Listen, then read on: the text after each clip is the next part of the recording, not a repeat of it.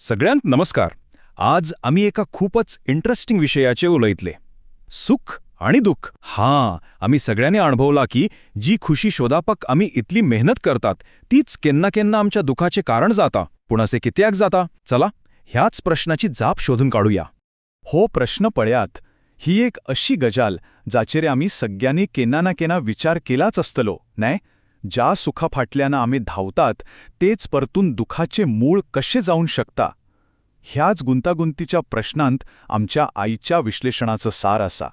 तर हे समजून घेवपाक एक कोरियन शब्द आमची मदत करतलो, यून होय. आता हाचो अर्थ जल्म मरणाचे चक्र नाय ना. हो शब्द आमच्याच जिणेंतल्या एका अखंड चक्राविशीं सांगता. दुःख सुखात बदलता आणि सुख परतून दुखाक वाट दाखवता. हीच आमच्या चर्चेची मूळ संकल्पना. ह्या चक्राकात बरे तरेन समजून घेवपाक चला पयलीं त्याच्या एका भागाचेर लक्ष दिवया. तो म्हणल्यार गो वा दुःख. दुखाचो स्वभावच सामको वेगळो. तो आमचं सगळं लक्ष आपल्या वेटेन ओढून घेता. ही दुखाची सगळी अंत व्हडली ताकद. विचार करात, जेन्ना आमी दुखान असतात, खास करून शारिरीक पिडेंत, तेन्ना आमचें मन दुसऱ्या खंयच्याच गजालीचेर लागना. सगळं लक्ष फक्त एकाच ध्येयाचेर असता, या दुखांतल्यान कशायच करून भायर सरपा. बाकी सगळं महत्वहीन जावन वता. आता पळयात, दुःखाच्या या एकवटपी स्वभावाचा वापर मनाचेर नियंत्रण दवरपाक लेगीत कसं जावंक शकता. जेन्ना मुळाव्यो गरजो भाग नात तेन्ना मन दुसरे काहीच चिंतूक शकना. ही एक सामकी प्रभावी युक्ती जावन वता. आणि हांगच दुःख आणि सुख हांचे मदलो संबंध स्पष्ट जाता. जितले व्हड दुःख तितलीच व्हड सुटका, आणि ती सुटका एक व्हड सुखाचो अणभव दिता. म्हळ्यार खूप त्रासांउपरांत मेळिल्ली शांती चड गोड लागता. ठीक आसा, दुखांतल्यानं सुटका मेळकच सुख येता हे तर सोपे आसा. पण ह्या चक्राचो सगळ्यात विचित्र भाग आता सुरू जाता. ते सुख वा नाग परतून दुखाचं कारण कसे जाता? चला पळूया. हे वाक्य सामोके महत्वाचे आसा. ज्या सुखा फाटल्यान आमी धांवतात ते मिळयल्ल्या क्षणाक आपले रूप बदलता. जी वस्तू मिळोवपाची इच्छा असता ती मिळतकच तिचो तो आकर्षणच होता.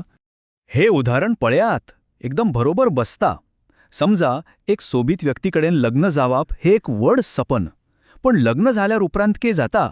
ती व्यक्ती आता एक ध्येय न्हय, तर जिण्याचो एक भाग जाता. आणि मन थंय थांबना. ते नव्या अपूर्ण इच्छां फाटल्यान धावपाक लागता. हे महत्वाकांक्षेचे चक्रात आमी रोज पळयतात. पहिले पावल पैसे जोडले, सुख मेळ्ळे. पण दुसऱ्या पावलाचेर आणीक पैशांची इच्छा सुरू झाली. तिसरे पावल, एका कामांत मान मिळालो. पण चौथे पावल, आता दुसऱ्या क्षेत्रात तोखणाई जाय. म्हणल्यार यश इच्छा संपयना तर ती वाडयता. आणि हेच नव्या दुखाचं कारण ठरता. तर सुखदुखांत कित्याक बदलता? आमचे मन ह्या अखंड इच्छेच्या सापळ्यान कित्याक अडकून उरता? हाची काही मुळावी कारणां आसात. हीन 3 मुळावीन कारणां. पहिले, आमचो लोभ, जो सदांच आणीक आणीक म्हणत रावता. दुसरे, अज्ञान, कारण आमकां कळना की सुख कायमचें नासता, ते बदलत रावता. आणि तिसरे, आत्मचिंतनाचो उणाव. हाका लागून आमी आमच्याच इच्छांचे गुलाम जातात आणि ह्या चक्रात घुसपून रावतात. आता सुख आणि दुखामधलो मुखेल फरक एकदम स्पष्ट जाता. पळयात, दुःख मनाक एकाच ध्येयाचेर एकवटायता, जाल्यार सुख ते अनेक नव्या इच्छांगा जन्म दिता. एका दुखांतल्यान भायर सरल्यार आमी 10 नव्या सुखांपाटल्यान लागतात. तर प्रश्न येता की ह्या अखंड चक्रातल्यान भायर सरपाक मार्ग आसा, ह्या सापड्यातल्यान सुटू येता? होय, पूण तो मार्ग सुख सोदपाचो न्हय, तर एक पुराय वेगळोच दृष्टिकोन अपनावपाचो आसा.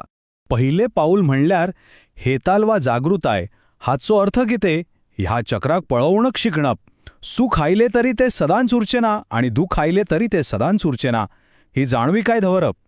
तातून अडकून रावपा परस ताका फक्त येवंक आणि वचूंक दिवप. आणि ह्या जागृतायेन येता ये उळबान वा समतोल स्थिती. हांगा उद्देश दुःख ना करप वा सुख वाडवप नाय ना.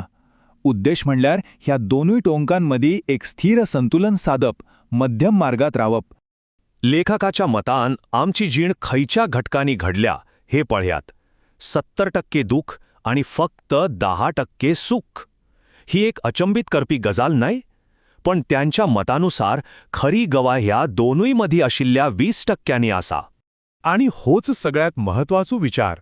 खरं ध्येय ते 10% सुख वाढवप नुहे तर ती 20% शांतीची सुवात वाढवप जी सुख आणि दुःखाच्या वादळामध्ये असता ती शांत स्थिर मनाची स्थितीच खरी खुशी. आणि ह्या एका प्रभावी विचारान आम्ही आमचे हे विश्लेषण सोपायतात.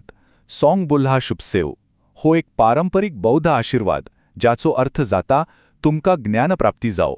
ह्या चक्राक समजून घेऊन त्याच्या पल्ल्याड वचपाची ताकद मिळून